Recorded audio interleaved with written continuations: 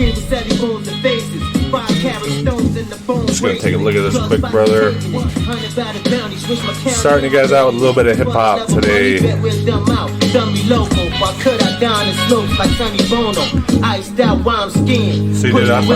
love this old school hip hop. It's just like so fucking funky, dude. Like.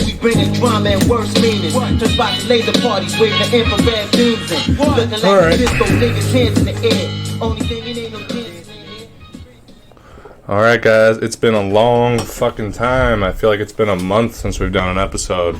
Pretty sure it actually like legitimately has been.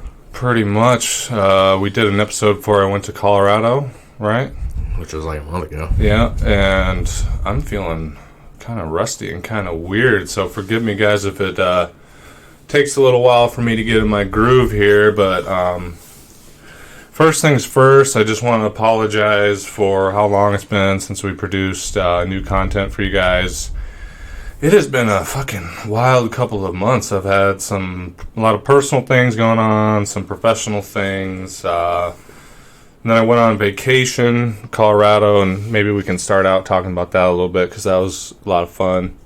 But then there I got sick, and then I brought it home with me and like diseased everybody in the household.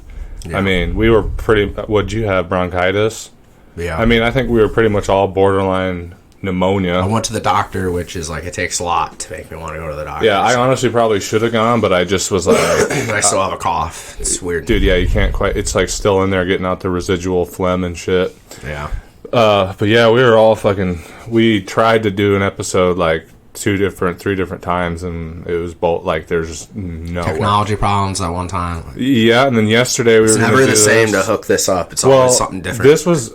This was just that I had to update the drivers, so that wasn't a big deal, but it was just a pain in the ass in the moment. So then we had that, and then to top it all off, our good friend Patrick Furley died very unexpectedly. Kind of want to just take a moment and talk about him a little bit, see if I can pull up a picture of him here. Patrick was a good friend of ours for probably 20 years.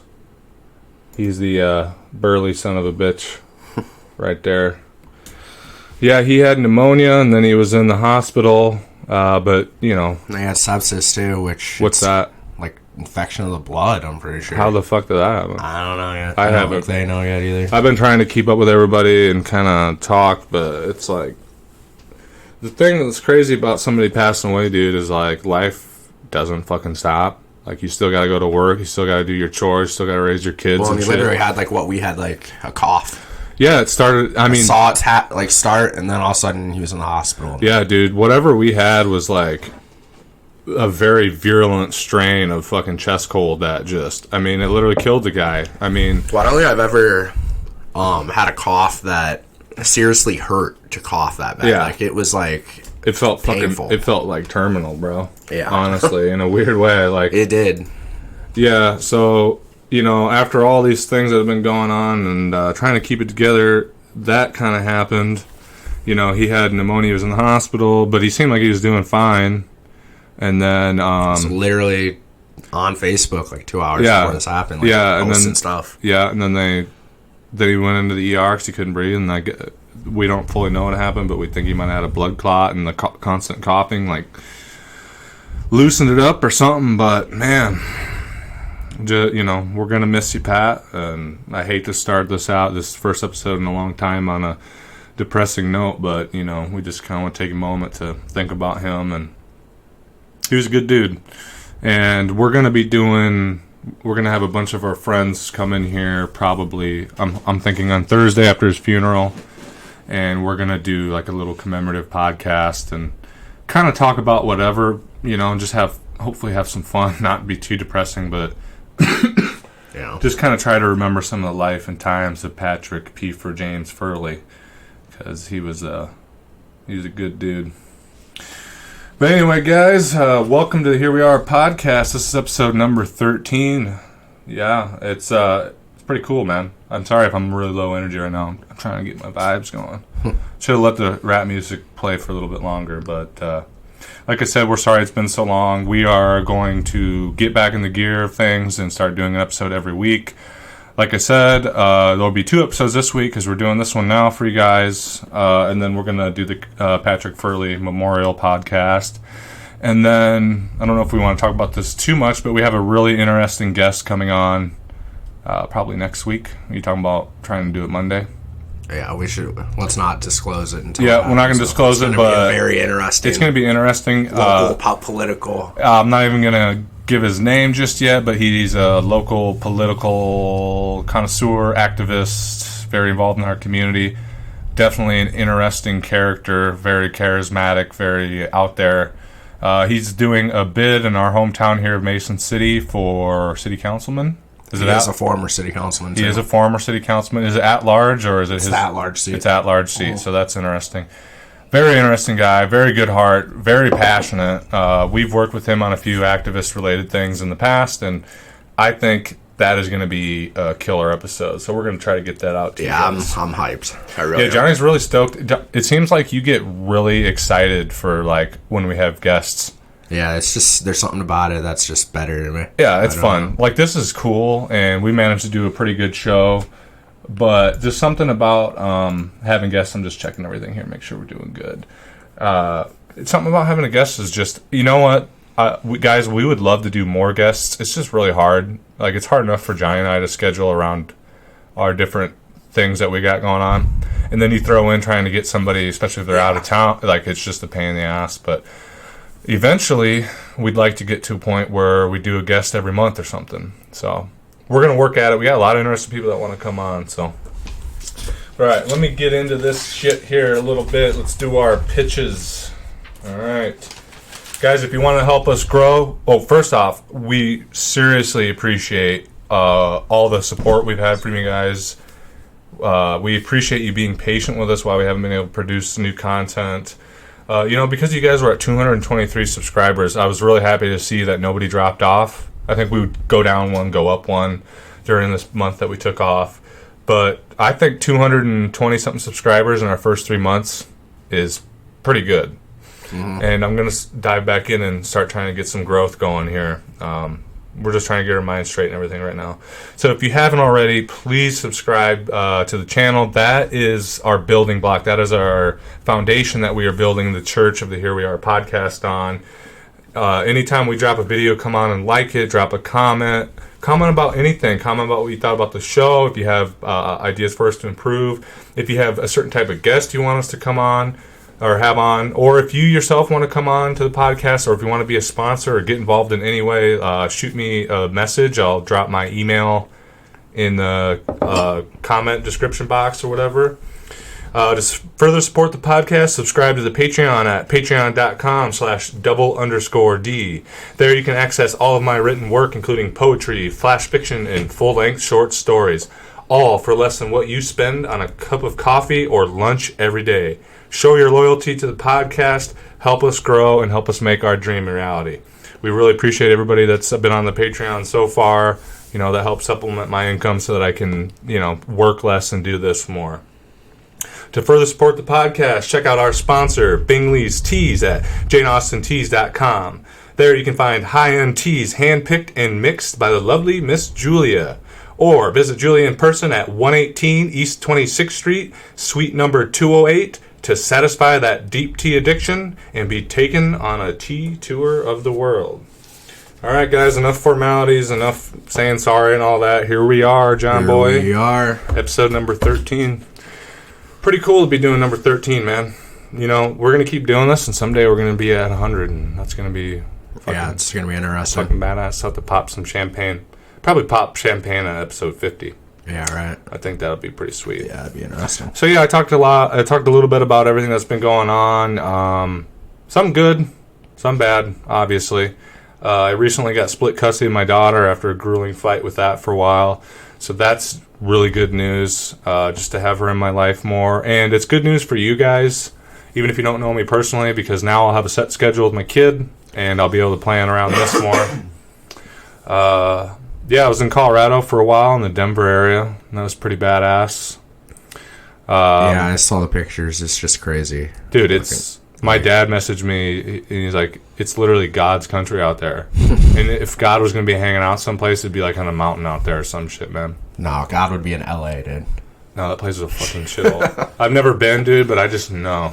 You can't have thousands of people walking around trying to get famous and not have it be a shitty fucking place. Well, dude, and there's parts where people are just, like, standing there like this because they're on, like, drugs. I don't know. I think it's heroin. I don't know what they're doing. Yeah, I'm presuming. But they literally just look like The Walking Dead, or they're, like, walking really... It's like they're slowed down in time. Yeah. It's weird. It's gotta be kind of nice. Yeah, dude, they have a huge homelessness problem there. Johnny and I listen to a lot of podcasts, and, you know, those guys in LA, they're always talking about how bad it is. LA's always had a homelessness problem because it's warm there, you know, and there's quite a few amenities for the homeless. Oh, it would be nice to be homeless there. Yeah, like here in Iowa, you're fucked if you're homeless during the winter. Can you imagine being homeless in like Chicago or Detroit or here? I don't know how it works. Even Minneapolis, like it's cold as shit. I don't understand it. They just hunker down. I know there's homeless shelters that like you can get in for the night and whatnot, but dude, that's fucking just a terrible existence, man. I think, over in LA, it's gotten so bad. It's gotten so bad throughout all the country for a lot of reasons. And, you know, it's literal tent cities, like. Yeah, and it's not just like Skid Row anymore. They talk about it's under every single underpass, every bridge. I have actually heard there's like little spots of homeless camps that are just like normal people camping out that don't want to like pay bills. Yeah, I'm sure that'd be fun for a little while. Dude, not when you're surrounded by drug addicts and crazy people. I mean, maybe homeless. If you're doing some Bear Grylls shit, like trying to survive the junkie apocalypse out there. You imagine doing an episode of like some Man vs. Wild, but it's like surviving the streets of LA sort of deal.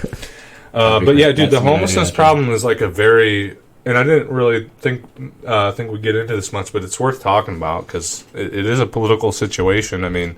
It's a lot of things. Like you said, there are some people out there that they just don't want to be part of the system. Well, when Reagan threw out all the mentally ill people, like closed, yep. They never reopened, right? Like nothing was ever done. No, I'm sure there's been the one that opened up. But like on the mass scale, there was no reverse of that. It just happened. No, we just threw people from mental institutions out onto the streets. Yeah, and you know what's fucked up about that is there was a reason why that came about, and obviously the Republican Party took the issues that were happening and made it an excuse to close it.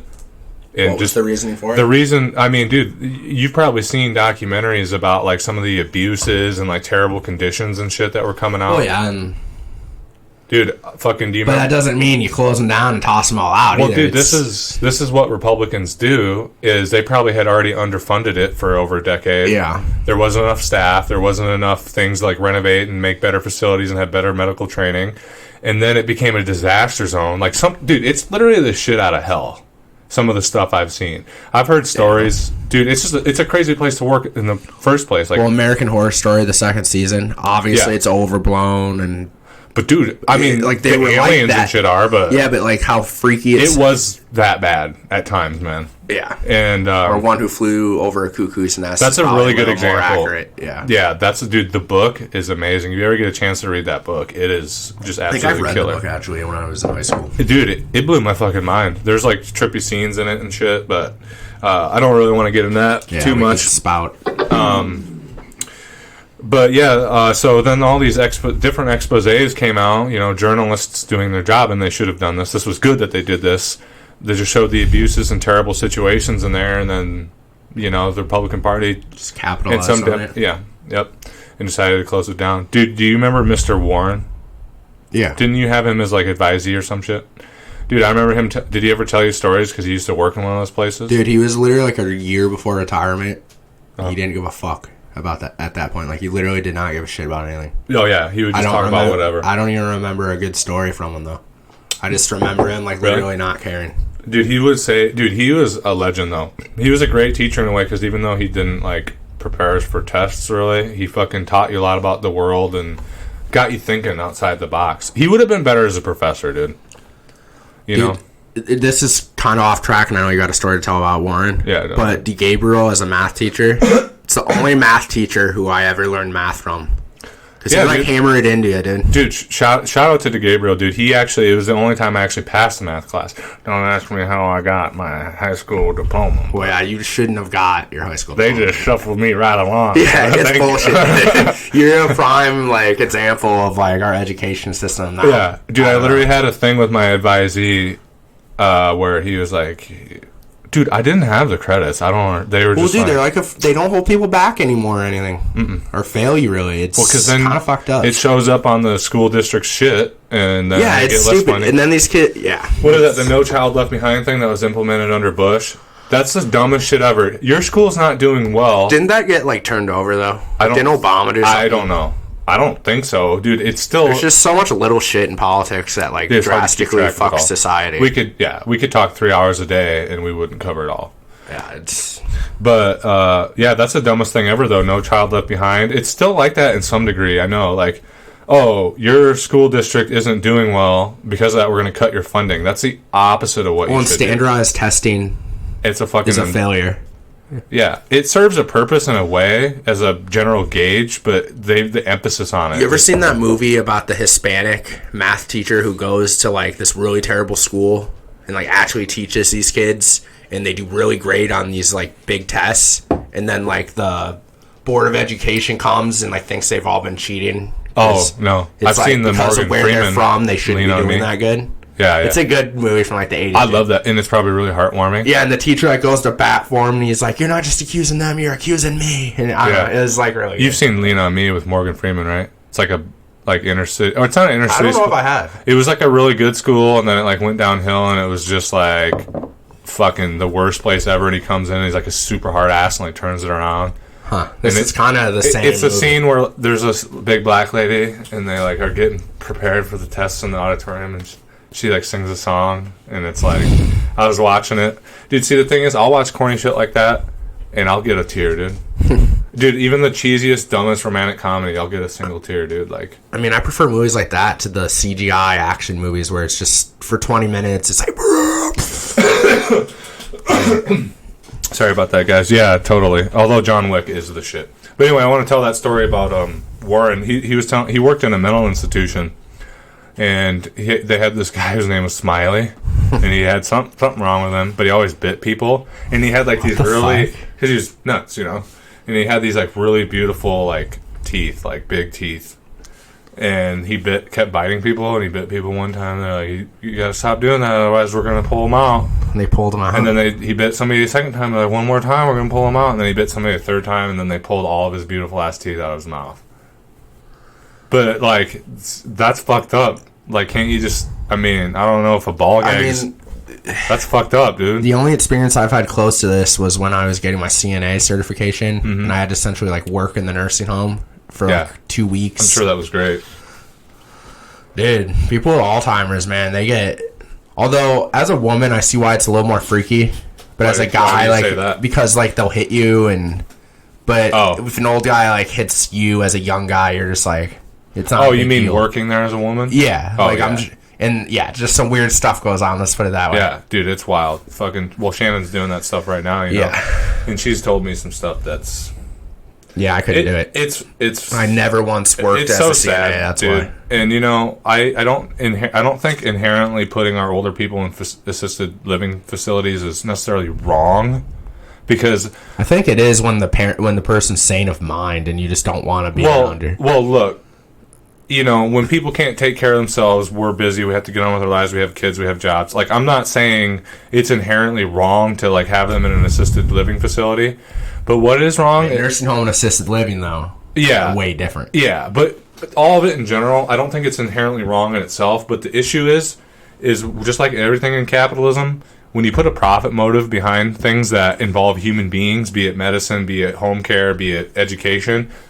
It becomes a fucking crisis. Well, I do think it's a problem with our culture, too, that, like, we just abandon our parents. So pull that away just a tiny bit, brother. Right? Yeah. Like, we kind of just abandon our parents, whereas in other cultures, like, the parents move in. Yeah. Yeah, and, you know... I don't know. Yeah, I think it would be better if people could just move in, but because of the way the system is, everybody has to work the thing is, though, and then the parent could help take care of your kids, and you wouldn't have to hire the babysitter. I do think it's just a flaw. It also depends on. Yeah, I mean, I agree, man. Now it's a little different though when the parents like lost their mind. And yeah. But like I've met people in the nursing home who were like fine, and their kids just shoved them in there. And That's so sad. And then you're literally locked in there, dude. You cannot leave. I know. And if you do, it's like the war sirens go off, and it's like, we got to breach, like, pretty much. That's badass. I would love to be an old guy in there that just escapes all the fucking time. Well, funny story. And, like, traipses around There was an old guy who was, like, 55. Drugs. And he was just obese. He looked like Santa, kind of. Okay. Perfectly sane of mind, dude, but he never talked because you could tell he was just, like, pissed at life. Yeah. Dude, they used to let him go out on a scooter. Like around the area? Like in the area. Where did you work? Well, he was going out and getting wasted, and he crashed his scooter like 2 times, way. so then they took it away. He just was getting fucked up. Then he hated life, dude. Like, after they took it away. I heard the whole story. Well, he should have been more careful, dude. Bring in a flask. Come on, think this shit through, dude. That's all you got is getting fucked up. Dude, I would love to see that, dude. Yeah. He gets an OWI on a scooter. Anyway, so let's hop into the heart of the show here. Kind of went on a little tangent there, but first thing I got on the docket is Bernie's heart attack. Got any thoughts to kind of springboard us on that, Johnny? I know that's been in the media. I mean, when I first heard about it, I was like, my gut dropped. I was like, fuck. Like, it's the worst possibility you wanted to hear, but... Mm-hmm. I mean, it was a mild heart attack. Like, even when you see him, like, not feeling well at the rally where he wanted to sit down. This was before the heart attack happened, or presumably, I think, maybe. They're saying it's a heart attack, but this was like a black dart. Like, it was nothing major. You know what I mean? Yeah, like, it wasn't like And he was out of the hospital within a day and walking. Like, in this procedure, they do millions of it a year. Yeah. And like, I don't know. Dick Cheney had multiple fucking heart attacks before becoming VP. Didn't he get like a new heart? Dude, he had like a robotic heart or something. Before being a VP? I thought he just had a pacemaker. Dude, he had major heart problems when he was like... Dude, he's barely human. Dude, he's like fucking Darth Vader, dude. You know? I bet, what if you like meet him and you can literally hear like beep, boop, boop, boop, beep, like coming out of his chest and shit. There's a problem in our new media, like how our media acts now. Like, they don't respect the privacy of these people's health. And I know, like, maybe we should know, but, like, you look at all these great past leaders who had health problems. Dude, FDR. Like, I don't think it's something that should dictate if we vote for them or not. And I trust someone that, like Bernie, is going to put in a VP that's not a piece of shit. Yeah. That's an interesting thing because... Yeah, I think maybe... Yeah, I don't think it's as important of an issue, like age, or if somebody does maybe have a chronic illness. It's... On the one side, I want to say that it's not any of our business, but at the same time, it depends on how severe it is. I mean, I understand, but it's just... Because if it's really severe... Because, okay, this is conspiratorial, but you can imagine a scenario like this. Somebody... It's like an ulterior motive where, you know, one of these guys, for whatever reason, gets pushed into running for president, doesn't really want to. He's going to die, and they know it. And he, like, has a shitty VP on... You know, like there's an arrangement where they know he's going to die in office, and because then they want this guy to do his shit, and then they know that guy's going to sell shit downriver. But that's completely theoretical, you know, and like yeah. And it just sucks because like this just feeds into the Bernie's too old shit. Like the only people I see bitching about this weren't going to vote for Bernie anyways. Yeah, like they're just trying to find a way to push him out of the race. Oh, dude, he's fine. I mean, he had that speech with over 25,000 people in New York, and he looks better than ever. I just read a new thing that, including all the outspill, is like 33,000. Yeah, man. Yeah, dude, that was epic. He showed me that thing. It like did the black. Yeah, he walks out the back and then like, that was pretty. You like held AOC's arm up, and it was pretty fucking majestic, dude. Dude, imagine planning this shit. Well, in respect to AOC, because like, if she was just listening to advisors, like a bunch of politicians. She never would have endorsed him because, like, she has some integrity, man. Mm-hmm. You know, same with say what you want. Maybe she's not. Maybe these people aren't perfect. You know, like I don't know. I don't know all the details. Act like people like Bernie or AOC are the problems in our government. Yeah, I get pissed, dude. Like disagree with their policies a little bit, but at least you know where they stand. Like, well, that's the thing I tell people all the time, and that I also hear from people all the time is they say I don't necessarily agree with Bernie. but I think he's a good person. And then I always tell people, I'm like, you can tell he gives a shit about people. You might not 100% agree with his policies and the way he wants the country to go, but you know that when he gets in office, he's going to care about Americans. Well, when people think, people act like if he wins, we're going to, like, say he was a diehard communist, which he isn't, but say he was. Oh. No, but say he was. Yeah. It's not like that would turn us into communists if we elected a communist president. Yeah, no, like it's like people have this simple understanding of how things fucking work. Yeah, people don't want to have any sort of nuanced thinking. They don't want to use critical thought. That's why they just plug into the fucking matrix every time they turn on CNN, Fox News, MSNBC, and then they just... Dude, people literally regurgitate corporate news talking... Like, you can tell they've been watching it. It mulls around, then it comes back out. And it's like, dude, do you not think for yourself at all? Dude, like, all the shit Johnny and I talk about on this show, like, we take in from a million different sources, and then we end up with our own conclusions. Because when we're not doing the show, you know, I sit in this fucking chair behind Johnny here, he sits on the computer, and we just chat. And sometimes I disagree with Johnny, you know, and, you know, like, I don't understand how you can just, like, get brainwashed, essentially. Like, you can just... Well, and everyone's so, like, so many people are diehard about one of the parties, like... Dude, it's literally a fucking team sport. They're both corrupt, dude. Yeah. They're both fucking corrupt. Yeah. And then when you say that, people, like, heads explode. They're like, what? Yeah, they don't know how to respond. Yeah. Dude, and, you know, we talk about this all the time. Like, they hail Obama like he's the fucking glory. Like, Jesus, man. Do I think maybe Obama has, like, a good heart and maybe thinks he was doing the right thing and that's how he just, like... Does he have his justifications and his belief systems as like, yeah, this is how the system works and it should work this way?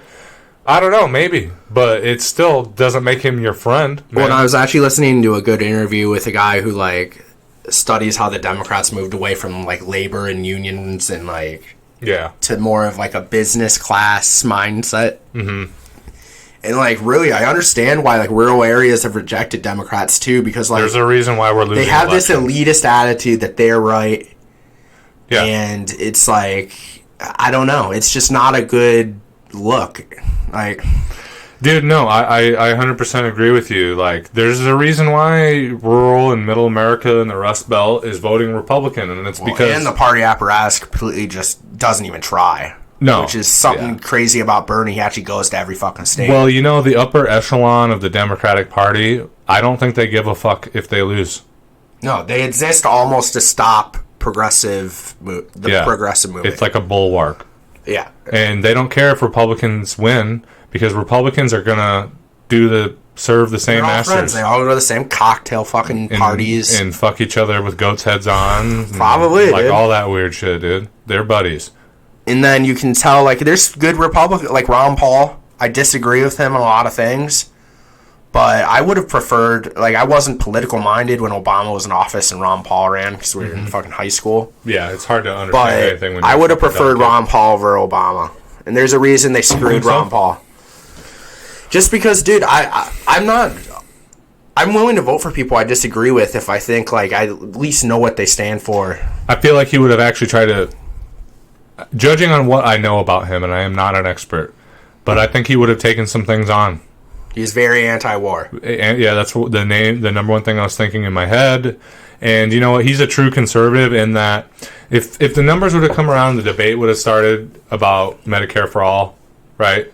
And he would have saw that it was going to save the country in the end. I think he probably would have maybe gone that route. No, if it would have saved them money. Maybe, but I've seen his take on it, like even more recent. No. Like, I've grown to actually dislike Ron Paul more. Like, it's weird, like... Okay. I just disagree with his views a lot, like, but I at least know, like, again, that he actually means what he's saying. These other conservatives, they're lying. Like, they don't give a fuck. They have no real, they don't care about the budget. They fucking do whatever, they spend and blow money when they get in, too.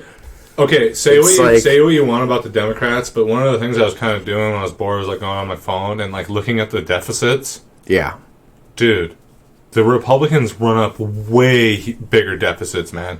Yeah, and the reason why is because despite the fact that the Democratic Party's corrupt too, you got some people in there, even in our shittiest, most corrupt times, that, like, care about people, you know? The Republican Party got the Tea Party movement, which was, like...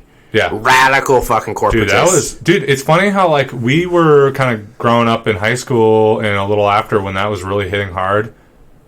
Well, people don't realize how they did it. Like, they would show up to congressmen's, like, town halls with guns and essentially, like, threaten them. Imagine.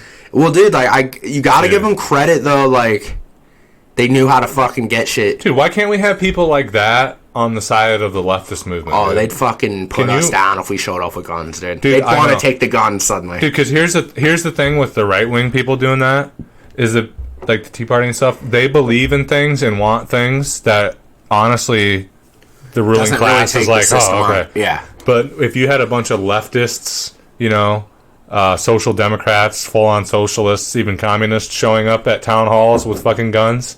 Oh, dude. It would get put down so quickly. They'd probably amend the Constitution and fucking get rid of the Second Amendment. It would be gone instantly, dude. Yeah. and yeah, dude, it'd be fucking wild.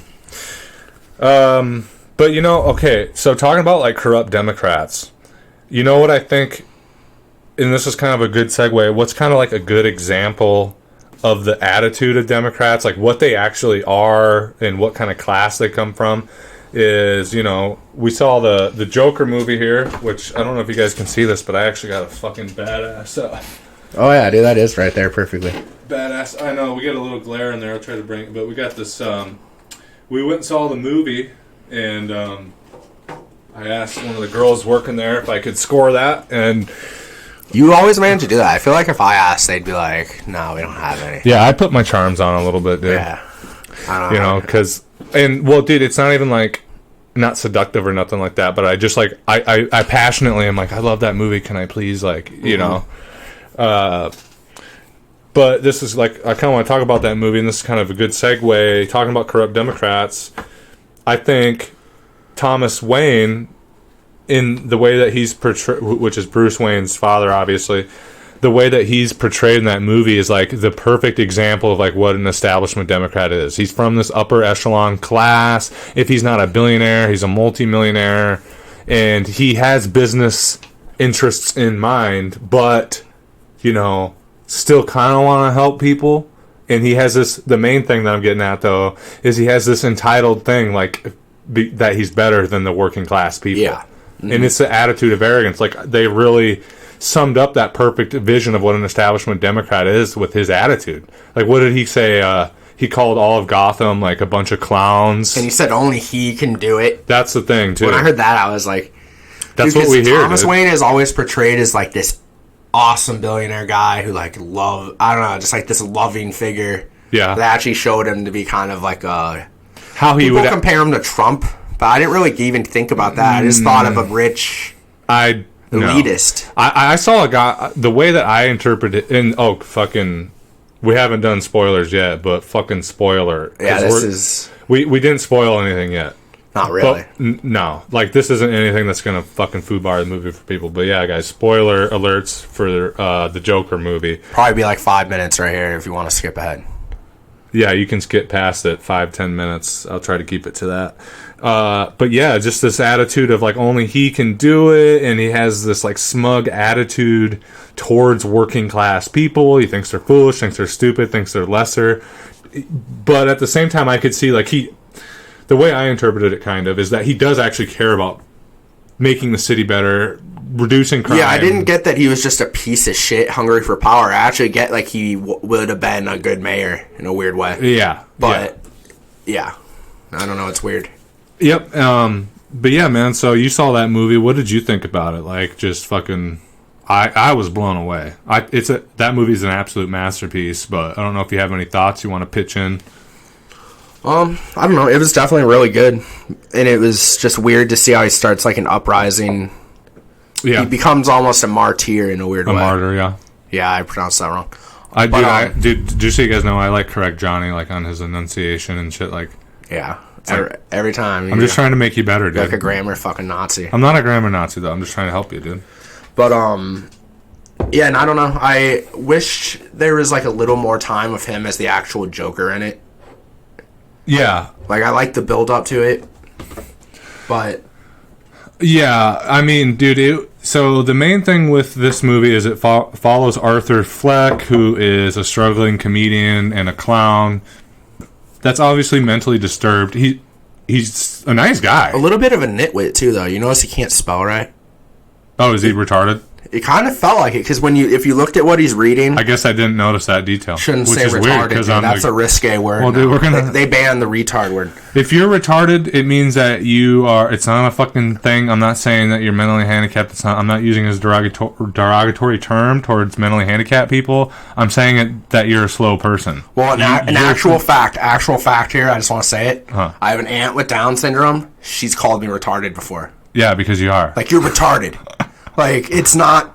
yeah, let's move beyond that. Well, no, we got to clarify this, though, because... People do get mad now about the word retarded. Retarded means that you're retarded. Your mental processing is retarded, which means slow down. Okay? I've actually never literally used that term thinking of a mentally handicapped person. No, I just think, like, you're stupid. I think you're retarded. Like, you're just not... You're not up to speed, brother. Like, you gotta tighten up, is what I'm thinking, you know? Yeah. So... What were we talking about? Oh, the Joker. So it follows Arthur Fleck, struggling comedian who is obviously mentally disturbed and, probably has... He's got a lot of fucked up shit with him. Yeah, and I wouldn't even say he's, like... You know, he's just He's not mentally handicapped. He's dumb, kind of. He is... I mean, that's one thing. He has a personality disorder. Yeah, and that's what's weird. When he turns into the Joker, he's like a completely different person. Dude, yeah, that's the thing. Weird. I went to see it with Shannon, and she pointed out, when he's empowered, he doesn't do the laugh. Yeah. You know what I mean? So it follows his journey of, like, just living this shitty life. He's abused. He's fucking neglected. Like, he's been abused his whole life. It's this fucked up thing. And it takes place in Gotham, and if you know anything about DC Comics and stuff, Gotham is an absolute shithole filled with crime and craziness and drugs. They have a garbage problem. Yeah, it kind of takes place during the 1970s garbage strike in New York. That was the actual thing that happened. Well, and what was weird to me is that it's supposed to be in the 80s, I'm pretty sure. I thought it was late 70s. I thought it... Well, either way. I want to look that up. But they're watching, like, these movies that are from, like, the 30s. It was a weird vibe. You know what I mean? Like... Yeah, I do know what you're saying. When those rich people were watching, yeah, like what the fuck are we in the 1920s here? I think that was them like showcasing like old, like that was like an artsy thing. You know, rich people do that sometimes. I would like to do that. Have you ever seen like Nosferatu or? I've honestly never seen it. Dude, we should watch that sometime. YouTube. We should watch it sometime. I mean, we'll probably talk halfway through because it is by today's standards kind of boring, but it's a great. Wasn't that one of the first movies? Yeah, it was a silent film. Dude, those movies are great to watch because you can tell how, like, great it was for the time. Let's see here. Let's see. 1981, I guess you're right. Yeah, I was, like, 90% sure. Oh, I was going to, I gotta be careful with shit. It's been... kind of. Yeah, when that suck was shut down on us, I'd be like, oh my god. Sorry, guys. I have like a bunch of pictures, like, kind of, yeah, that would piss me off beyond belief, Johnny. I would have to, like, stop and then restart, and then I'd have to stitch it together because I wouldn't want to lose all that time. But yeah, here's the movie poster. They saw it, Don. They saw it. I know, but I just had to show it because I had all these pictures set up for different segments. But yeah, it was really the biggest thing with it is it takes a very sobering look at mental illness, and it's very classist. It's a very Marxist film because what happens is there's riots of underclass people because the city has like no municipalities. There's crime. It's a shithole. Poor people are suffering. So it's very classist. Like the people during the riots are holding up signs like "Kill the rich." I say he starts a socialist uprising jokingly, but it's really more of an anarchy. It's more anarchist in a way, but with socialist undertones, obviously. I think it starts out socialist, and then descends into an anarchic situation. Michael Moore loved the movie. Said I read his review of it and it was really good. And if you guys, I actually wrote a review for our local online periodical, North Iowa Today. I'll drop the link for that in the comment box if you guys want to check it out. But yeah, it's a very classist film. The thing that struck me the most about it is the direction was masterful. Joaquin's performance was absolutely amazing, and it's so relevant to what's going on now in our world with political corruption and this billionaire class and wealth inequality. And the thing that is probably the most important out of all the things that it had to say is because of its look at mental illness and following Arthur Fleck becoming the Joker, it draws a very important parallel correlation between mental health and mass violence, like we're seeing with our mass shootings and stuff now. Yep. It shows how they go hand in hand. And this point is summed up the best at the climax of the film. Again, spoiler, when he's on, what's that show called? I can't remember what it was called. Me either. I can't remember. He's on like a talk show. It's like Johnny Carson. Yeah, he's on a talk show as a guest. Robert De Niro plays the talk show host. And they get into this debate on the thing, and then Joaquin Phoenix Joker is like, what do you get when you cross a mentally ill loner with a society who doesn't care about him and treats him like crap? I'll tell you what you get. You get what you fucking deserve. And then he blows the guy's brains out. You get what you fucking deserve. And I'm not condoning fucking mass violence, obviously, but we need to take a long look in the mirror, and I think that's why this movie made so many people uncomfortable. Is if you have a mental health crisis in this country, and obviously we have a gun problem too. I'm not going to sit here and say that there's 10 guns to every one person, but you have to look at this correlation between mental illness and when our society turns it back. We talked about mental health facilities being closed. Well, yeah, this is what makes no sense. The Republicans talk about how it's a mental health problem. That's what sucks. And then they do the opposite. They do nothing. Yeah, it's like if you want your guns so bad and you're afraid of people wanting to come and take away the guns, start fixing on the mental health stuff that you talk about. I don't understand it. Yeah, I don't. They do. Well, I mean, I do. It's fucking money. Let's just be clear that the Republican Party and a large portion of the Democratic Party doesn't give a fuck about anything but the bottom line. That's it.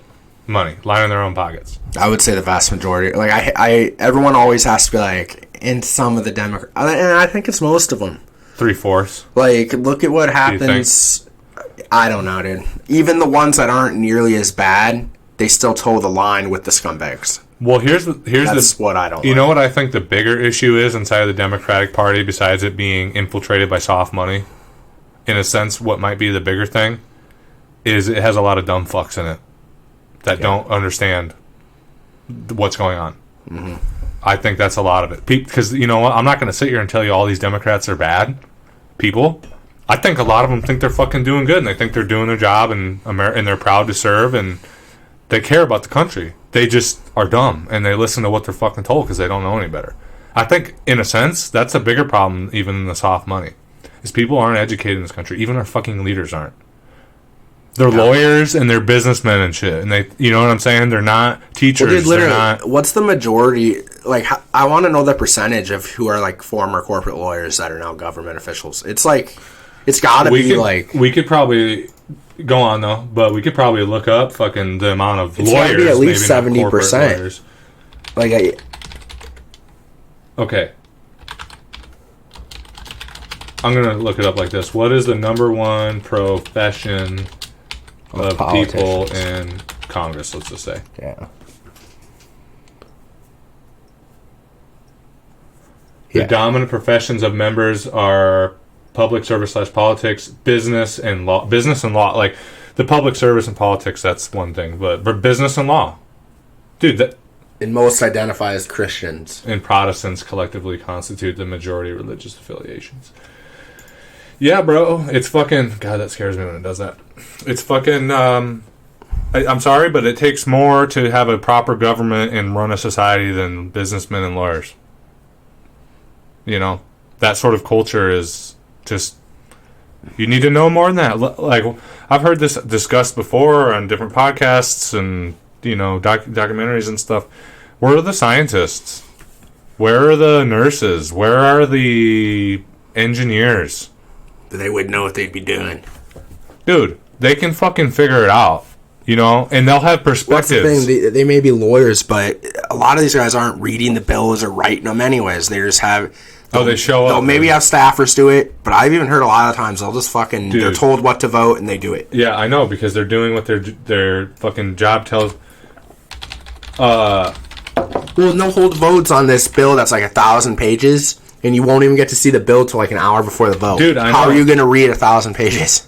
You're not. The only way I've heard of people getting it done is you have a shit ton of staffers read different parts. Yeah, and then they give you the notes. Yeah, I'm sure that's like what Bernie and shit does. FuckYouCongress.com. I don't know what that was. I wanted to see if I could find some pictures of like FuckYouCongress.com. Yeah, I kind of want to go. I could see that being a weird site. Oh, here it is again. I was trying to find like pictures. I mean, I've seen them before, and I'm sure you guys have seen them too. Of people just like browsing the internet and like playing mobile games in the fucking Congress chamber. Dude. What was it? John McCain. It was like this major vote, and John McCain was playing like gambling on his phone. Yeah, playing like soft poker or something, dude. Yeah, it's... Is this really all the website is? For the record... There's fucking more. Hold on, no, go. I want to show people you don't get credit for not fucking things up worse.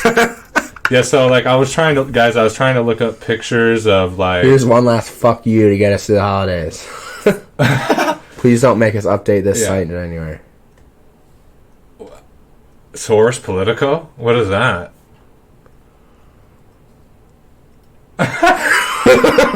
Tweet your representative.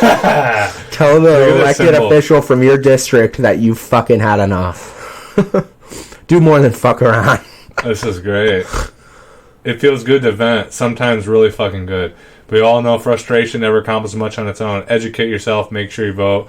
I like this. These are my fucking people right here, bro. This should be a new political party. I've never heard of this website before. There was that time when the U.S.'s credit rating got totally fucked because the markets decided we can't be trusted to pay our bills.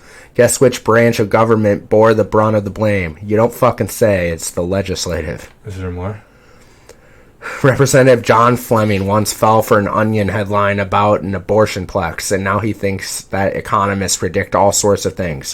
So we shouldn't factor them into governments. Fuck you, you idiot. What is these, like, source New York Times? That's what I'm wondering. Like, catastrophic climate change, unsustainable mass incarceration, dangerously neglected public infrastructure. Oh, sorry, just rattling off issues that have been largely ignored while you've argued about Obamacare for 3 years. Now where were we? Oh, right. Fuck you, Congress. We'll leave it at this one, but... Serving you up a nice hot slice of go fuck yourself. Damn. Jesus. So that's a badass website. Whoever made that is pissed. That's like if you and I had a political party. I see a guy just who knows how to do like software and shit, like fucking sitting here and like shitting on it. But yeah, so Joker was fucking great. Very relevant movie, like I was saying. And I bet it gets snubbed at the Oscars. I have this feeling it's going to get snubbed. They're not going to... No, because the fucking Oscars are... Joaquin should get a fucking Oscar. That was the best performance I've seen. Even the director, dude. That was the director of the Hangover movies. That was his first serious movie, I'm pretty sure. He fucking killed it, too, man. Well, and Martin Scorsese was originally going to be involved, and I've read he, like, took a lot from him. That kind of felt like a Martin Scorsese direction. Yeah, I felt that for sure. But anyway, on the subject of Joker... Johnny was sharing with me the other day that Jared Leto, who is now the defunct, I guess is the word I'm looking for, defunct It's weird. Joker. I don't know if he's coming back or not. I've read conflicting things. I mean, would he be in the new Suicide Squad? No, he's not in that. Apparently it's a reboot. Already? Yeah. But, like, Harley Quinn is still... And they have that Harley Quinn movie coming out. That Harley Quinn, like, nailed it. That's a good Harley Quinn, in my opinion. I watched the trailer, though, for the new movie coming out of her.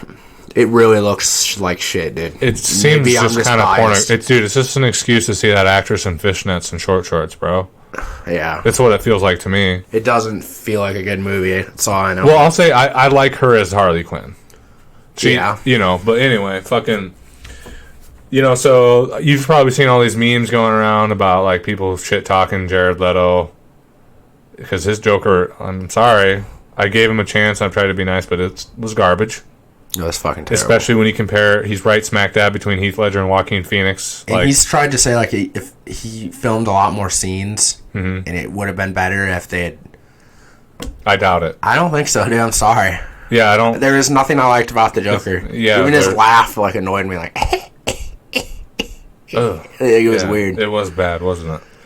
Anyway, just whatever about him being the Joker, it turns out Jared Leto has a cult island, and you were telling me about this, Johnny. Yeah, you pay like $1,000 and... Yeah, I did a little bit of research on it, because it's actually fascinating. I mean, I'd go. But, Jared Leto, and he looks like Jesus, dude. Yeah. I'll show you guys some pictures. Flowing hair. Yeah, I'll show you guys some pictures here in a second, but I guess I mean, you are more in the, I guess, TMZ sphere of knowing what's going on. Like, you just are always plugged in, you kind of know what's going on with celebrities. I didn't know that he had a band, even. Really? Yeah, this is what this island's about. He has the band 30 Seconds to Mars. See, that's actually like a really popular rock band. Like, it's good. I have heard of it. It's not... Is it good?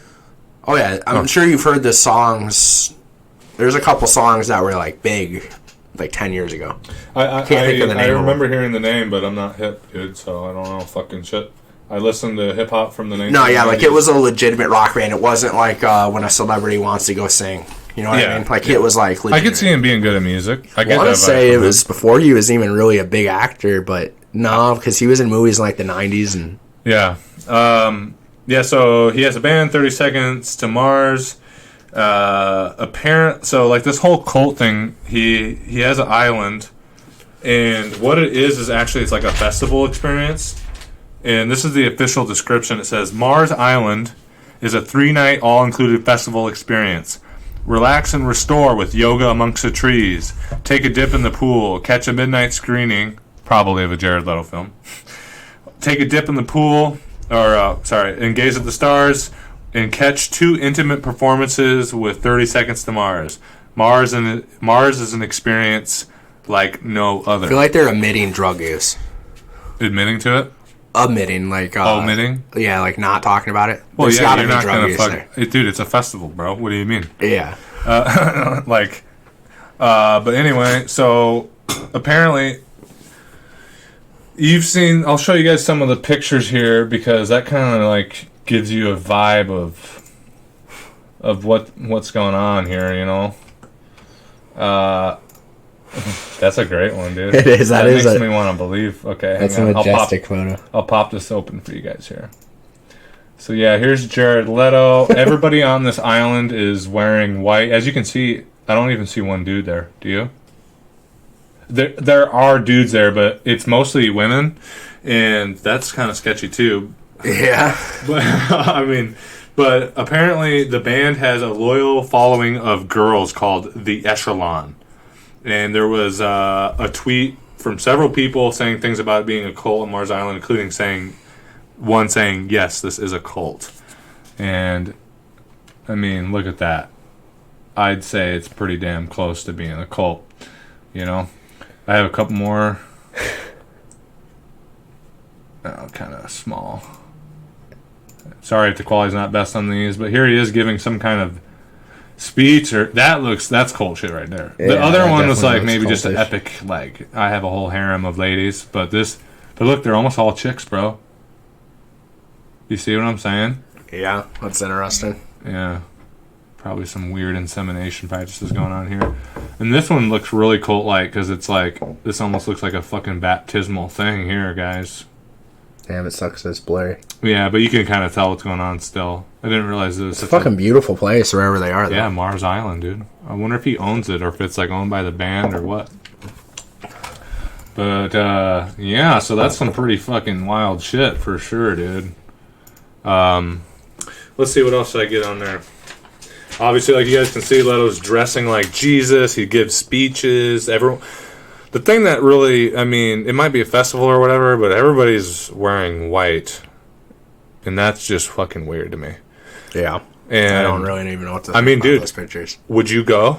Yeah. I think I would too. So what are they gonna... I don't think it's a suicide cult. He's fucking too successful. Not. Maybe they're building it up, though. Well, he don't have to kill himself. He could just be like, I wasn't even there. But yeah, people are paying $995 to $6,500. They get a Mars passport, almost like it's a country. And if you pay the higher amount, you get an exclusive VI experience with Leto, which I assume was that nice thing of him walking with his disciples and giving a speech. He literally looked like Jesus, man. That was fucking... Yeah, that's weird. And here's another one that's fun. You can get a tattoo of a smiley face or the cult symbol, which is like a weird triangle and shit. Okay. Yeah.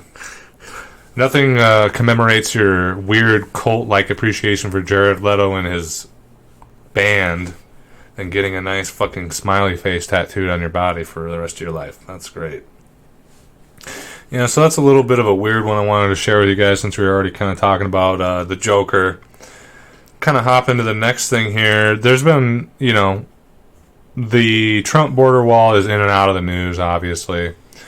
But when I was going through some of the articles that we sent back and forth, I saw that they are bulldozing and just plowing through protected cacti for his border wall.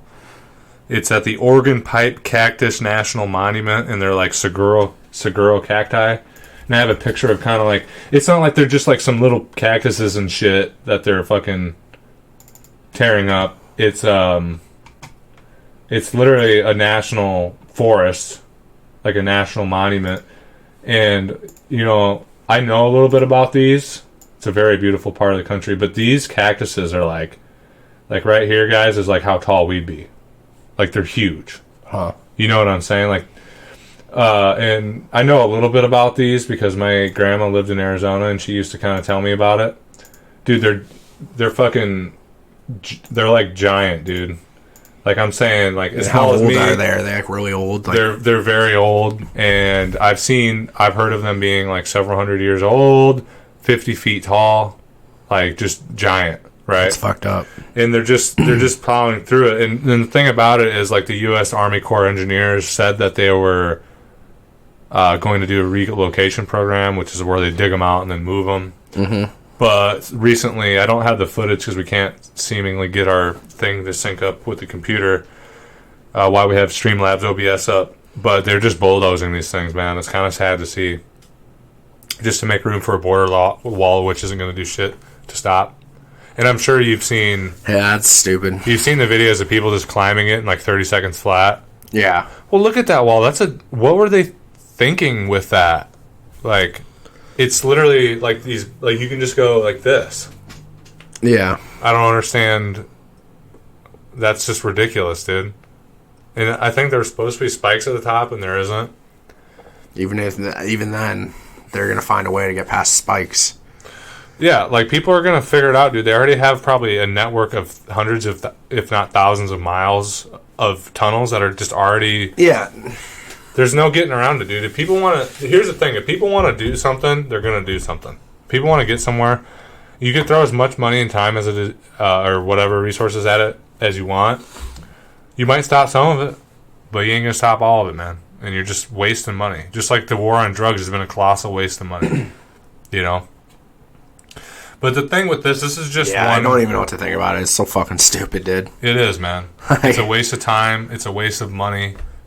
If you want to solve the border crisis, you need to fucking actually give a proper path to citizenship for people. There's plenty of space here. There's plenty of opportunities. Well, and Julian Castro, I actually do like. He wants to make it so it's not it's just like a misdemeanor, or it's something. It's not like a hardcore crime if you come here. Okay. Just because then it makes it so you don't have to separate the families. Yeah, dude. Yeah, we've talked about that in the past. I can't believe that's even going on. Like, well, and people are so I don't think people really fathom what is going on. Like when they hear separation of families, like they don't absorb the fact that we're ripping these fucking kids away from their parents, and a lot of the times they never see them again, dude. Yeah. Because how are you gonna track them back down? Dude, it's a fucking disaster, dude. Imagine, dude, I don't understand. These kids going missing and shit. It's like, probably being sold into sex trafficking. If I'm not mistaken, I think I read a couple of articles that, there's kids going missing, and I've read a couple articles that are speculation, but they draw a pretty well made paper trail saying that, yeah, they're probably sold into sex trafficking. And the law enforcement and the people involved just turn a blind eye to it and get a little extra money on the side. It's fucking gross, dude. I mean, I've listened to a former FBI agent talk about how there's people in the FBI that are involved in this shit. Why do you think shit doesn't ever get busted like it should? Yeah. They busted it a little bit here and there to make it seem like that they're doing something about it. It's usually like low-level, like average persons trying to get involved. It's never the wealthy elite who are obviously involved. Yeah, like we've been down that rabbit hole 100 times. This is Taken, the first Taken shit. Yeah. That's another, and I'm going to go on a little rant about the Taken movies. Go ahead. Those fucking sequels sucked ass. And I don't know anyone who liked Taken 2 or 3 like they did. People didn't like yeah, the action was cool.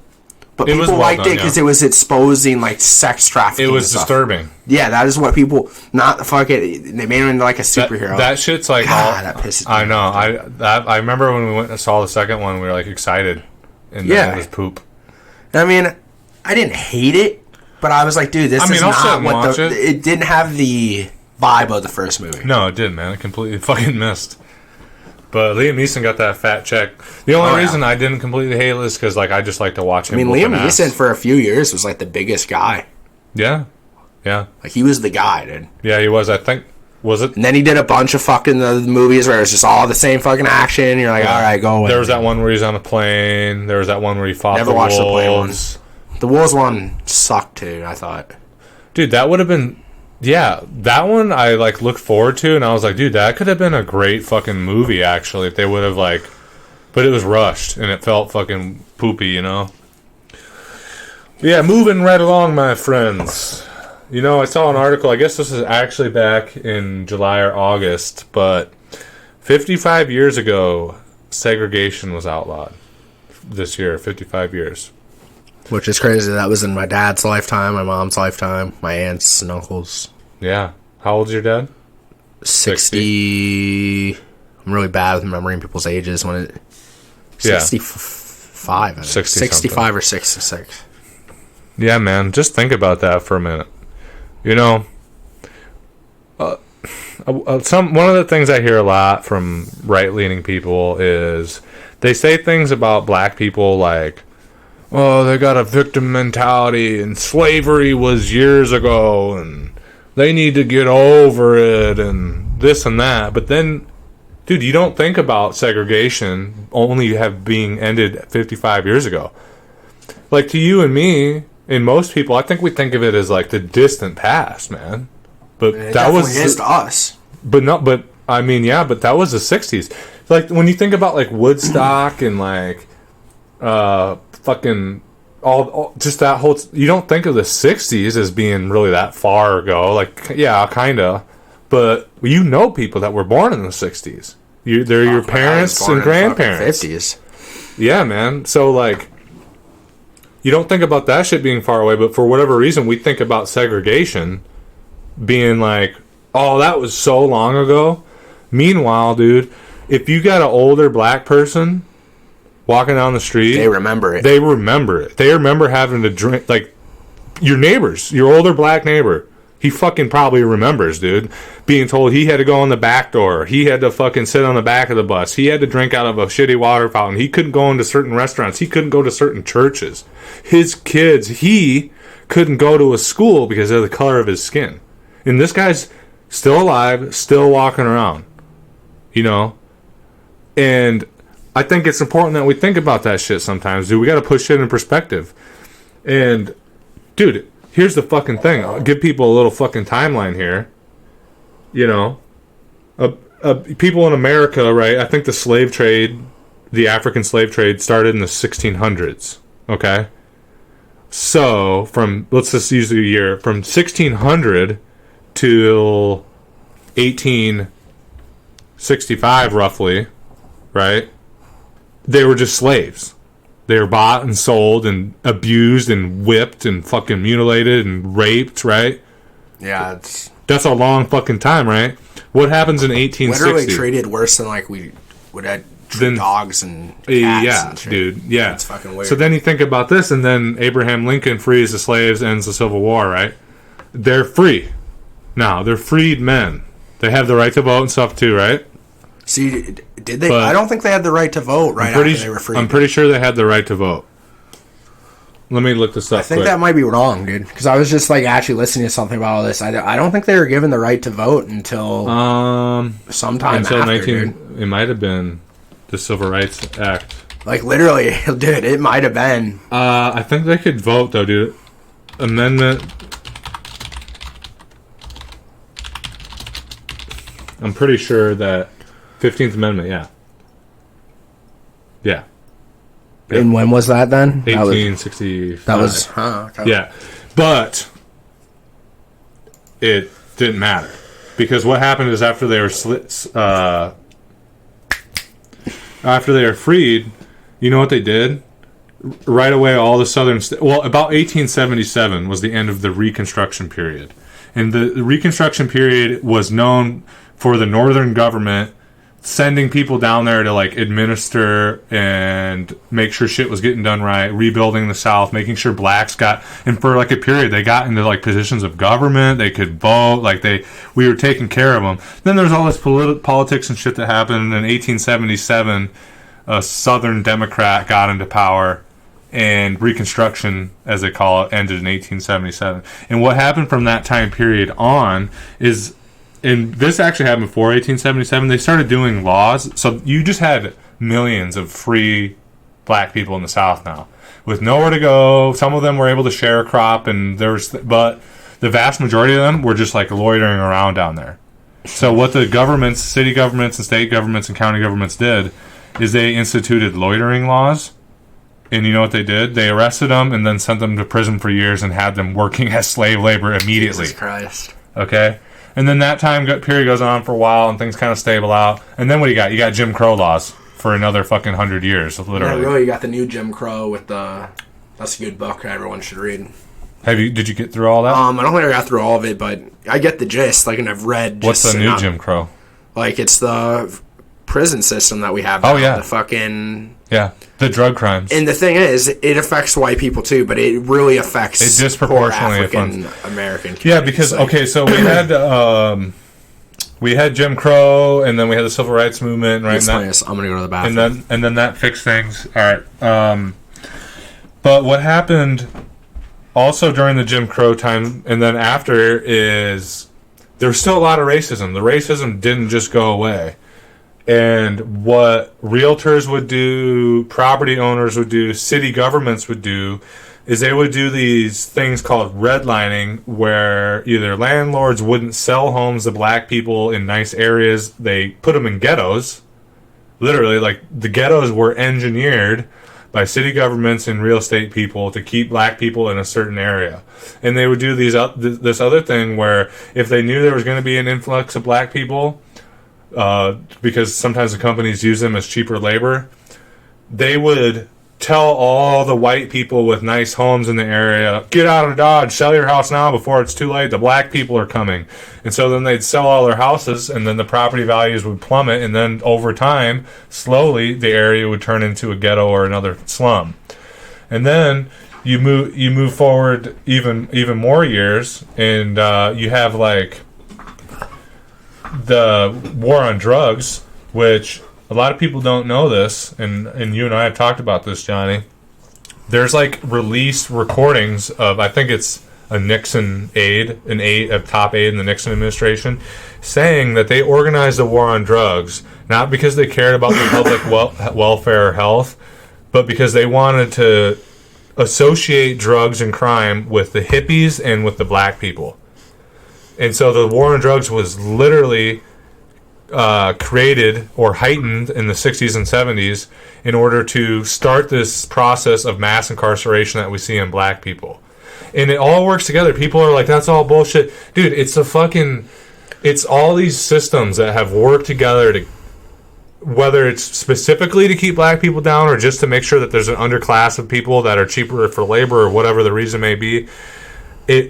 All these systems work together. Real estate and redlining, city governments redlining, the war on drugs, taking jobs out of the inner city so that all there is drugs and the drug trade and burglarization, which gets people back in the system.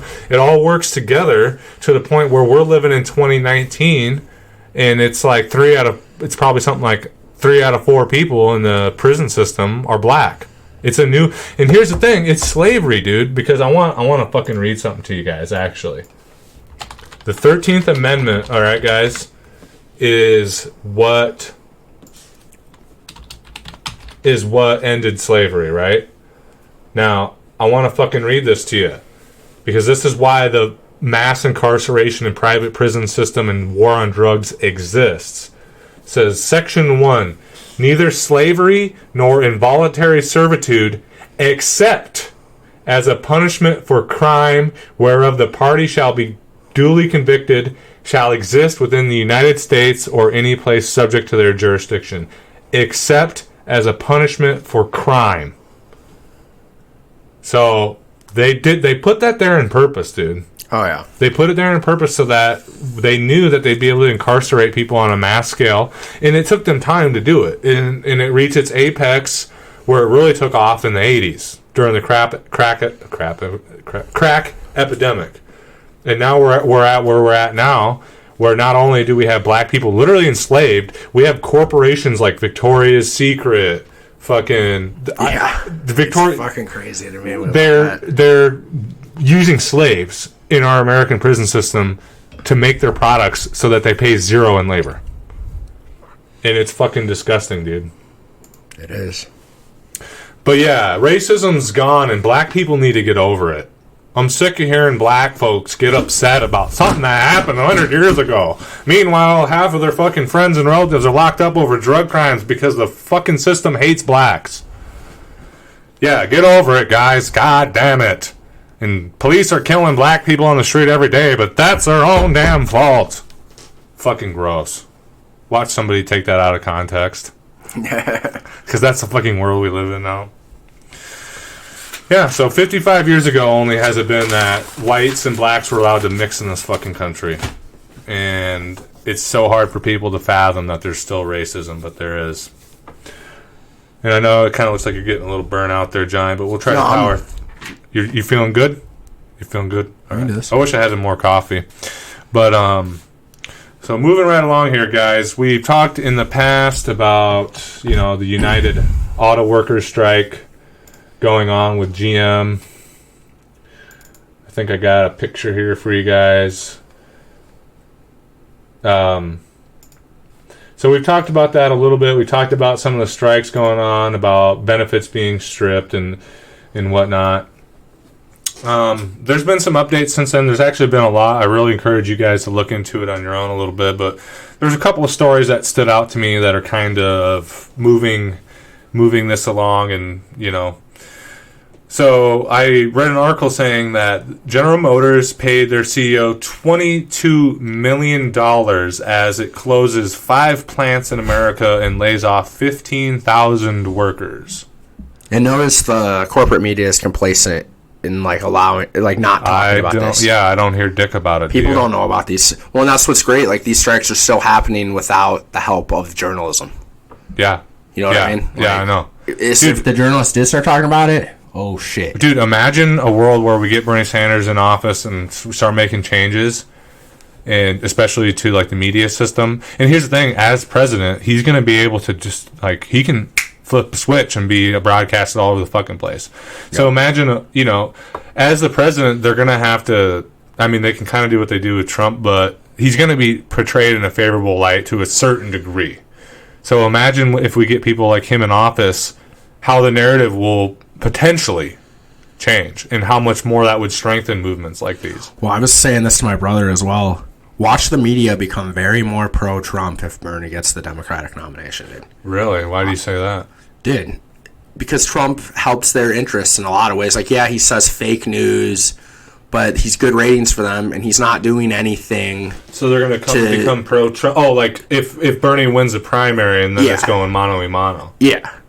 I will be stunned if they do anything to make Bernie look good during the general election. You could see them. I could see them. What's Trump going to do to regulate the media? He's not doing shit. What's Bernie going to do? Bernie might fucking do some shit. We kind of went over some of the shit that he is going to do. Doesn't go far enough, but it's a good start. I just hope Bernie gets the nomination, because it'll be interesting to see the media flip in a weird way to be. Dude, I could see it. it'll start immediately after the primary. They'll continue to do their smear campaigns for Bernie, but it'll start with them going softer on Trump. Yeah. And then it'll be them pitching little good things that he did. He met with this and we're starting to see, and then it'll develop more, and we're starting to see a real turnaround with Trump. He's had a lot of bad things, but he's really, I think he's finally starting to get the job. He's starting to understand it. And, oh, dude, yeah. I didn't even think about that, man. That's definitely how it's going to be, man. Oh, yeah. Yeah, so, you know, this is nothing new in this country. We saw what happened with the 2008 bailout. They fucking dished out all this money and saved the companies, tax-free loans from the fucking Federal Reserve, blah, blah, blah.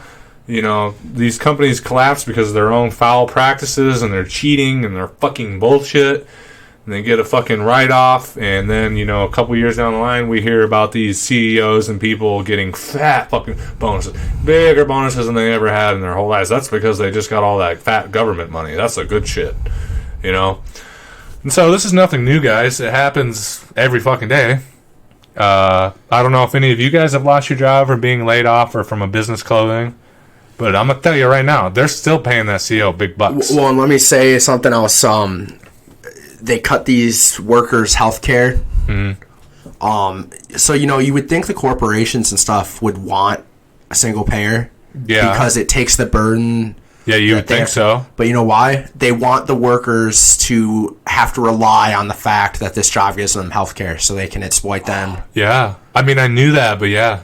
Damn. Like, they want to make sure that makes a lot of sense. The company. You know what I mean? So then they can make you, hey, you're coming in 10 hours. Yeah, because if you don't need health care, because, like, dude, like, you need it. Like, especially if you have a family. Yeah. If you don't need it because the government provides it no matter what, then you could quit your job. Your son has cancer. It'd be a shame if we just got rid of the health care. Yeah, and it gives you, like, if you actually have a protection, at least for the bare minimal shit, you can take a risk and be like, this job's terrible, I'm being treated like shit, I can strike. Or I can quit until I find something else. It's rough, but I can make it because I don't have to worry about going to the doctor at least. Yep. You know, so the CEO's name is Mary Barra. And, you know, Trump, here's something from Trump. Of course, he spun it to make it about him because he's an egomaniac. I think even let's be honest, guys, even those of you who like him, he's a fucking narcissist, bro. I mean, you know, like, you don't look at, you know, he's self-absorbed. Yep. But I actually commend Trump on this, even though it's a little rough around the edges. He actually called her out. It's just a PR move, but he said, very disappointed with GM and CEO for closing plants in Ohio, Michigan, and Maryland. Nothing being closed in Mexico and China. U.S. saved GM. And this is the thanks we get in all capital letters. This is a tweet, by the way. We are looking at cutting all at GM subsidies, including for electric cars. GM made a big China bet years ago when they built their plants there and in Mexico. Don't think it's going to pay off. I am here to protect American workers. Well, and people eat that shit up, and we do need a president like that, but it's just rhetoric, dude. Yeah. It's just to make them look good. But people are eating that shit up, and we get a fucking dumbass like Joe Biden who helped put in legislation that you know what I mean? Like, he helped usher in this bullshit. Yeah. Help support NAFTA and other trade agreements and all the subsidies. You know the thing that is the worst about it, man? You know, he talks about the subsidies. We're just literally shoveling money into these companies' bank accounts. Like, our government is just taking your money out of your check and going, take it, fuck, we can print more. And they're just fucking shoveling it in. And then, like, when that's not quite enough anymore, and it's not paying off how they thought, or it gets cut down a little bit, then they're like, well, we'll just shut it down and ship it overseas. And so they just took all that fucking money, all of your money that you bitch about coming out of your check every week. They just took it, and then they're like, we're going to get going now. Thanks, guys. At least we gave you jobs for another decade. It's fucking gross, dude. And something people should think about. I was reading this, and I kind of just stumbled across some other stuff because I was kind of looking into it a little bit. But CEO pay in America is on average 295 times that of the average worker. 295 times, Johnny. I'm honestly surprised it's not more. That's enough. No, yeah. I'm surprised it's not more. It's enough because, hey, and just a thought, remind me, let's take some pictures after this. So, but, yeah, you know what the average pay, we should probably even we could maybe even look this up, but you know what the average ratio of pay difference is in like other countries? It's like 1 to 6. I think the highest is like 1 to 50 in like some country. 295, and that's the average, dude. I've seen like some companies, they get paid 695 times the amount. So ridiculous. All right, I want to see if I can look that worldwide. Let's see if this will pop something interesting up for our viewers. 271 is the number that we have here for that. But I want to see if I can find a nice diagram for you guys. Yes, this is perfect. See, dude, I don't like how this pops up like that on the side. I'm going to try to show this to you guys. Fucking the Google setup's weird, but... yeah, I love how they make things worse. Don't you hate that? Like, I miss when it used to pop up, but you can see over here in this corner, guys. Yeah, see, this one says 475 to 1, Johnny. See that shit? So, yeah, Japan, 11 to 1, 12 to 1 in Germany, 15 to 1 in France. This is CEO pay compared to workers' pay. And then look at in America, 475 to 1. We literally have the largest wealth inequality of any fucking nation on the planet, it seems like. You could maybe make a case that China has a higher wealth inequality because they have people that are literally like street urchins to a degree, but... yeah. It's fucking gross, dude. It's a culture I just don't understand. But moving on with the GM story a little bit, another interesting article that came out kind of following this. You know, we talked about this in an episode, Johnny, about potentially moving on to a general strike nationwide. And you can kind of see it fomenting a little bit. We're seeing things like this. The Teamsters, which for those of you who don't know who the Teamsters are, they are like a shipping union. So you can imagine like trucking. I think they also incorporate rail yard workers, right? Pretty famous. Jimmy Hoffa was like the leader of the Teamsters. I'm sure everybody's heard about him. But they are refusing to deliver GM vehicles. The Teamsters General President Jim Hoffa said, "The Teamsters and the United Auto Workers have decades-long relationship of having each other's back. And that continues with the UAW notification that it will go out on strike against GM at midnight. Our 1.4 million members stand in solidarity with the UAW, and we will honor their picket lines. We laud the UAW for its work to ensure that its GM employees are treated with respect and dignity on the job. At a time when more and more companies are downsizing and shipping jobs overseas out of the U.S., it is imperative that unions fight for their members."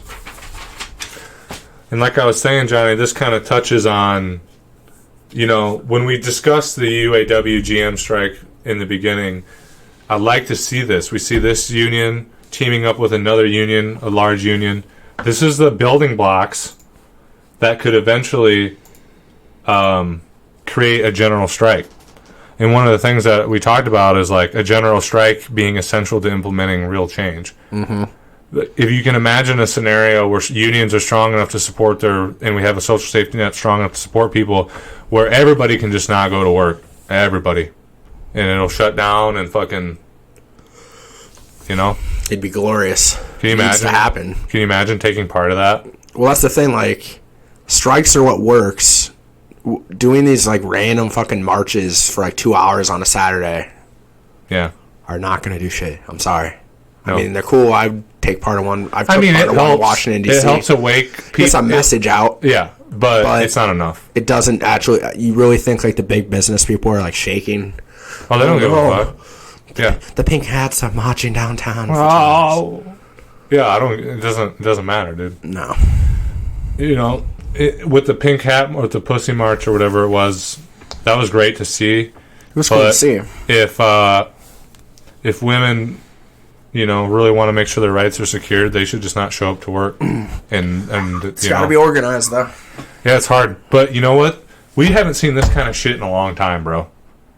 And it's partially because of the Bernie movement, because of the progressive movement. It's waking people up. It's getting people thinking. It's making them feel confident. Mm-hmm. And if I'm seeing, that gives me a lot of hope. We can see a revolutionary and feel a revolutionary spirit coming up with this Bernie shit. 33,000 people in New York. Shit's happening, man. These strikes are happening. We're putting the foundations together for a real revolutionary movement in this country. And it makes me hopeful that we can fucking get it done, man. I know we got fucking the towers against us, bro. But I think we can get it done. And this sort of stuff makes me healthy, Makes you hopeful? Yeah. Yeah, man, I think we can do it. Going along with the, kind of a revolutionary movement, Bernie proposes ending all corporate giving at elections. I was reading into this a little bit, trying to get some details. I don't know if you checked on it at all, if you know anything about what's going on with it. You can pitch in or interrupt. But what he's talking about doing is an election financing system that is entirely funded by taxpayers, which would be essentially, and I know this is going to panic some people, your taxes, they take out a tax. Like, when is it that you do that? When you do your taxes and you have an option to, check to donate, $6 to the general election fund, right? So that was created in the 60s to try and get soft money out of politics, and it just never fully took off. But what this would do is it would implement a tax system where the only things that pay for electioneering and campaigns are, one, the general treasury from the taxes for it, so everybody gets an equal amount to buy airtime and do their shit, and then also individual donations. And corporations can still donate, but it's capped at 500. Mm-hmm. And I think he's also talking about doing a constitutional amendment to overturn Citizens United, which pretty much ruled that money is free speech. That's why they can spend all these money not directly to the campaign, but ads that support the campaign. Yeah. And this is the big one, I think. All these things are great, but it's a ban on advertising during presidential primary debates and would establish lifetime lobbying ban for former members of Congress and senior congressional aides. That obviously needs to happen.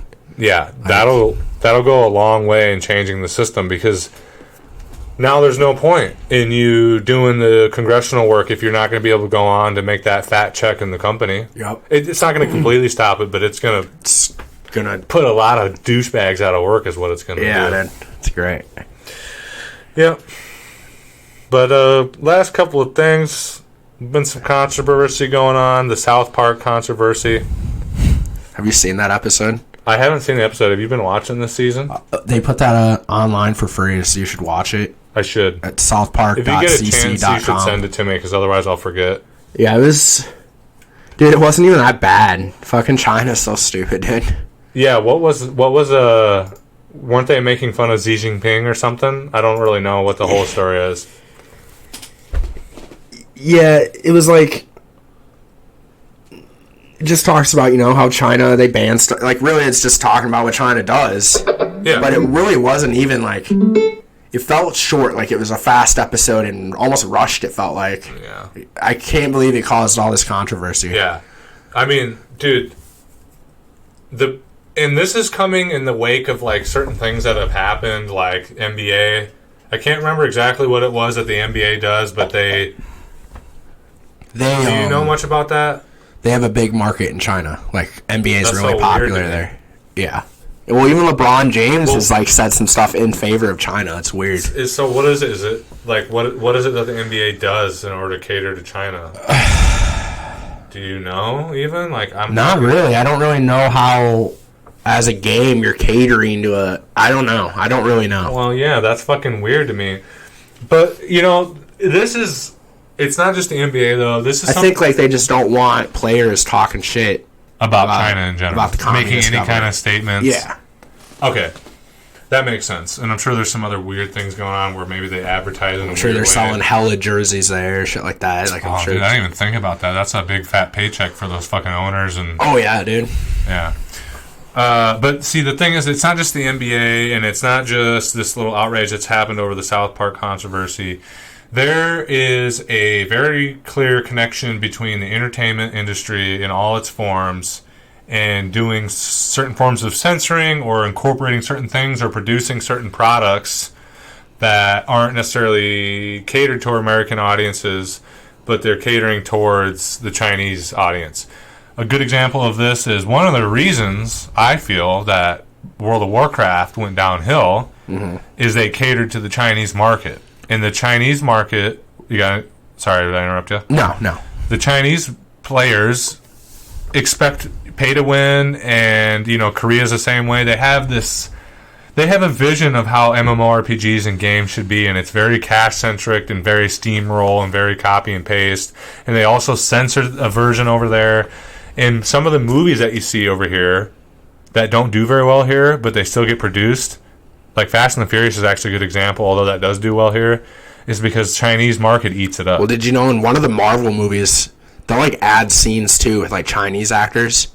Yeah, that's the one that I heard about recently. It was a Chinese doctor saves Tony Stark or something in this weird... Yeah, I wonder if we could find that. That'd be cool to check out. Yeah. It's a weird thing, man. And I get it. I get trying to get that... That's a giant market. It's 4 times as big as the market in America. But here's the thing. My view is I don't like it because it diminishes our culture. Yeah, they have sway over... Yeah, it's very weird. It's like the communists have sway over what we do here. Dude, some of our favorite games have been ruined because of that. Yep. And I don't know where it's going to end. And it's fucking gross to me. And I could deal with all that. I could deal with getting some shitty shit because China likes it. I don't gotta watch it. Whatever. Fine. But the thing that makes me sick is that these American corporations that are supposed to believe in the American dream and believe in freedom of speech are just fine with catering to their interests. It's clearly... They don't really believe in that shit. What? It's corporate people. They just believe in the... But they're supposed to, you know what I'm saying? It's fucking gross to me, man. But yeah, so South Park recently did this episode Johnny was talking about where they were fucking kind of talking shit about the censorship and stuff. And you guys have probably already read this, and I pulled it up in here. This is the official apology to China from Trey Parker and Matt Stone. Like the NBA, we welcome the Chinese censors into our homes and into our hearts. We too love money more than freedom and democracy. Z doesn't look just like Winnie the Pooh at all. Tune into our 300th episode this Wednesday at 10. Long live the great Communist Party of China. May this autumn sorghum harvest be bountiful. We good now, China? And I just fucking absolutely love that, man. Because, in this case, it's great. I love that tongue-in-cheek shit, right? Yeah. That Marquis de Sade, I don't give a fuck, I'm going to say what I want to say. And it's especially important, even though this is catering toward, it's about the Chinese government. It's important in this PC culture that we're having here as well. And one of the things that I love about South Park is maybe South Park has gotten a little more tame over the years, but as a general rule, they still don't give a fuck. They don't give a fuck about your feelings. They'll make fun of anybody and everything. Yeah, I wouldn't say they've gotten more tame. I'd just say they've... I think maybe... I'm just saying... I don't watch... They always do the episodes a couple days before they release it. They're just getting done. Yeah. I think as they're getting older and stuff, it's harder to do that. You think that's more what it is? That's what I think. I would tend to agree with you. But yeah, man, I think South Park is probably the most American fucking... and this is even compared to Simpsons or Family Guy. I think South Park is the most American fucking show there is. Because it doesn't give a fuck. It has that American attitude of I don't care if I hurt your feelings. And it's just freedom. South Park is the expression of freedom of speech. Yep. Because it makes political statements that are left and right. It's the satire at its best. It's fucking awesome. And it's amazing to me that PC culture can't even touch it. Dude, South Park, how is it? But how is that possible? Dave Chappelle can say something and then there's this outrage. There's all this outrage. How is it that South Park can't be touched? It's just, and it won't be, dude. I'm sure if they did something, they could get attacked, but I can't really think of what it is. I think they just know that it doesn't. I think the people that perpetuate PC culture, they just know that it doesn't matter. Yeah, it's everyone just it's Southpark. Yeah, it's like your racist fucking uncle. You're like, oh, that's just Dan. Yeah, right. You know, and like you can't stop it, so you just roll your eyes and whatever. I do think that's kind of how it is. But on the censorship subject, I just want to touch on this Blizzard boycott because it all kind of ties together with the censorship and catering to China, man, and it's concerning. So, excuse me, guys. For those of you who aren't nerds like Johnny and I, video game nerds, Blizzard is a company that produces a lot of games: Warcraft, World of Warcraft, Diablo, fucking League of Legends. Is that Blizzard? No. What? Okay, my bad. But they have. I don't know who that is. I could have sworn that was Blizzard. I don't think it's Blizzard. Anyway, whatever. Sure. And they have this other game called Hearthstone, which is set in the Warcraft universe. It's like a trading card game that's online. Recently, Blizzard banned a competitive Hearthstone player named Blitzchung for 12 months for his statements coming out in support of the Hong Kong protest movement. We've talked about the protest movement a little bit. Hong Kong is fighting an extradition order, and it's evolved from that into a large push for democracy and civil rights, civil liberties. But Blitzchung came out and said, liberate Hong Kong in a post-Hearthstone match interview, and because of that, Blizzard banned him for 12 months. And he's like one of the top players. I don't follow that aspect of esports. Dude, this is even more than some of this other stuff like the NBA and catering to the market and changing your stuff a little bit so it's more tasteful for Chinese audiences. That's all one thing. But Blizzard, dude, this is fucking gross, dude.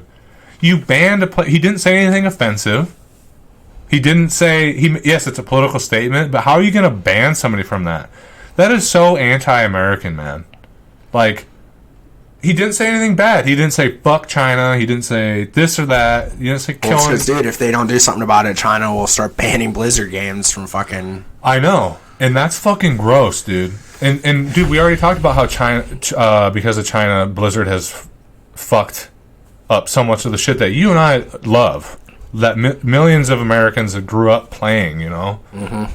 And here they are doing this, banning a player for saying liberate Hong Kong. And I haven't seen the interview, but I'm pretty sure it was probably like almost a sleight of hand comment too. You know, because they're doing a... I mean, he was making a political statement. Was he? Okay. I mean, yeah. Have you seen it? No, but you don't just say something like that offhand. Well, I don't know if maybe it somehow came up in an interview or something, and then he just was like, I think we need to liberate, you know. But yeah, now that I'm thinking about it, it's probably more of a... Well, there's no way he was asked about it. Like, he brought that up. You're right. It was probably more of a Colin Kaepernick deal. Yeah. But, you know, shame on you, Blizzard. You know, WoW Classic just came out, and I haven't been playing it, Johnny. I kind of told you my reasons why. I've been playing this private servers that got kind of burnt out. This makes me not want to fucking subscribe. I was all for it. I mean, and I shouldn't mention that because of this, a lot of people are boycotting Blizzard. Good. You know, Blizzard hasn't given a fuck about their player base in the last 10 years. Mm-mm. They've shipped out shitty products, half-assed. They merged with Activision in 2008, so... Yeah. I actually just read that. So, yeah, 10 years. They haven't given a fuck.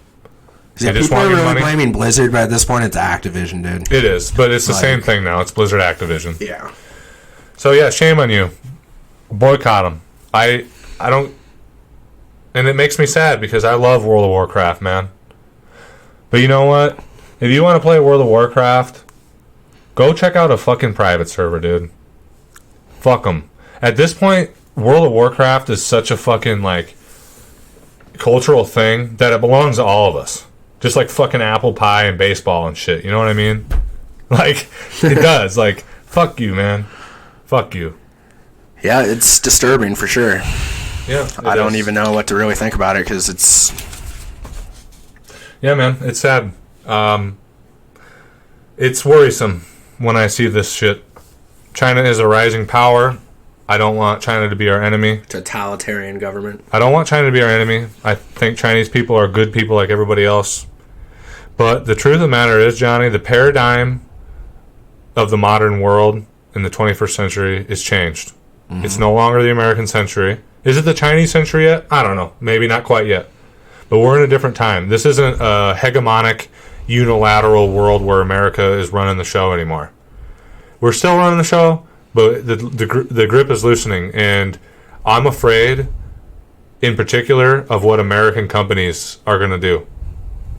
We already see them jumping ship. They helped Hitler in the Holocaust. So they did. Once they're willing to help fucked up shit if it's going to make money. Yeah. So I guess what I'm saying, we'll close out and we'll do our little pitches. Fuck your job. Fuck the company you work for. You know, you work for a startup company or something that you're passionate about, your own business, whatever. Good. But I'm going to tell you right now, guys, these companies don't give a fuck about you, dude. Take the time off, quit, do what you got to do. Live your fucking life. Stay home sick if you're fucking sick. See your family, rest. Don't fucking grind yourself into nothing because these companies don't care. Our good friend Patrick died recently, and I don't want to say anything bad about like the owner of KFC or whatever because it's not him. He would get his ass cheated by corporate. He was a manager there. Everybody loved him, even if they fucking hated him. Yeah. That's how Pat was. It was Pat. Pat died. They didn't close. I'm sure they've already found somebody and have interviews for his fucking position. So, fuck the companies. Live your life, guys. Anyway, we did an hour 40, Johnny. That's the longest yet. So, I'm going to round it off here. Thanks for sitting with us on this 13th episode of Here We Are. We're going to get back to doing our regiment. We're going to be dropping an episode for you every week. It's going to be getting good. Thanks for the support. Get hyped for this interview. Get fucking hyped. It's going to be great. It's going to be great sitting down with our buddies. We're going to have like 5-6 people in here. It's going to be a little party. Probably drink some beer and fucking smoke a cigar or something. I don't know. But it's going to be a good time. So we'll have fun with that one, guys. So tune into that to, show some love, whether you knew him or not, for our good friend Patrick P. Furley. He was a fucking giant bear of a man who loved his friends unconditionally. Absolute savage. Legendary. So tune in for that. If you haven't already, subscribe to the channel. Help us grow. To support the podcast, subscribe to the Patreon at patreon.com/double_D. There you can access all of my written work, including poetry, flash fiction, and full-length short stories. All for less than what you spend on a cup of coffee or lunch every day. Show your loyalty, help us grow, help us make our dream a reality. To further support the podcast, check out our sponsor, Bingley's Teas at janeaustinteas.com. There you can find high-end teas handpicked and mixed by the lovely Miss Julia. Or visit Julia in person at 118 East 26th Street, suite number 208, to satisfy that deep tea addiction and to be taken on a tea tour of the world. All right, guys, it's been nice hanging out with you. We're going to send you out with a little more of this fucking dank-ass hip-hop. Nice hanging out, guys. Take it easy, all right? Peace. Don't make money. Now ain't that a bitch? I'm doing hits with my honey. Blowing out on the Amtrak with the grand packs. Flip away, bringing more than a few friends back. I'm more than glad you understand that. I'm money sick, though. And that's for my kicko. Tommy shit the right of ditto. Both flip dope. Busting shots out the benzo. Slug resistant, bullet stopping short at the window. And best believe it ain't the end, yo. I'll be back in November. Twisted mo endo. Thumping beans out with the Timbos. Hated by the terrible fuckers, be here to take money, not to be your friend, yo. Fuck the Nestle, my verbal spray out, snap you like Wesley or Kennedy. Your engine C's trying to test me. I'm cracking vertebrae like a Matlock murder case. At rapid pace, the rappers evaporate. This ain't no freestyle, it's freedom of speech. The king of the East. I hit you free, then I skeet on the cheeks. I'm about to get deep like mammals. East New York's finest lyrical vandal. Come see both spray.